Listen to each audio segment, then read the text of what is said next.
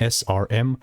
Am I buying or am I not? This is for Wednesday and onward, 19th of February and onward. So SRM Entertainment, I want to preface off saying that 35% gains is phenomenal, and I'm looking to just double down on this, right? So since I've seen these breaks, I'm just looking to double down even more and buy.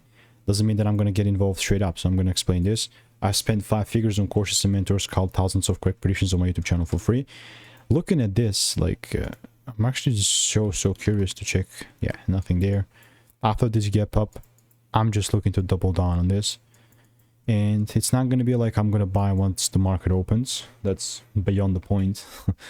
What I'm going to do though is like wait for a proper retracement and then a double break, and then get involved as long as there's a great risk to reward, right? If not, it's all good, you know, because there is two games in trading. There's getting inside a trade game and then managing the trade game.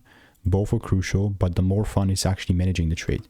We're nowhere near that right now, so I'm going to keep you updated. And if you want to make more money trading in a simple and lean way, click the first link in the description. It's a free newsletter.